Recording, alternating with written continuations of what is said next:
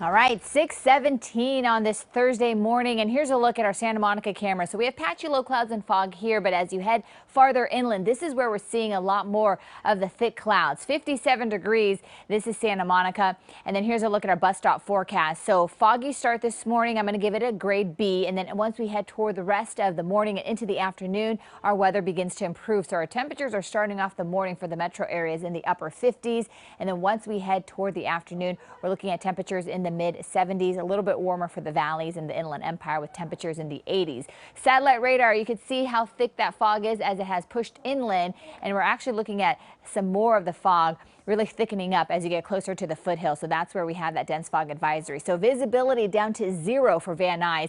Give yourself some extra time. Use the low beams and then also drive slowly and give yourself that distance between you and the car in front of you. 5 miles for Ontario, 3 for downtown LA, and then we have a visibility down to 1 mile for Oxnard and Camarillo. As we head into the rest of the morning, that dense fog advisory should be lifting by 9 a.m. and then we should start to see the clouds also thinning out a little bit more, so it should start to improve. But again, this is where we're seeing some of the worst cases right now, right against the foothills for LA and Ventura County, and then also near the coast of Ventura County. And then on top of that, we have a high surf advisory for the coast of Ventura County until the end of the week. So bigger than normal waves, camp out closer to a lifeguard. And then we also have winds expected to whip up, especially up over the mountains as we head into the latter part of today. So this high pressure system basically has been with us since the last couple of days, and then it's going to continue to stick around until the end of the week, and then finally pushing off to the east, and that's when temperatures begin to cool a little bit more. Now take a look at the system to the north of us. We thought we were going to get some rain from the system yesterday,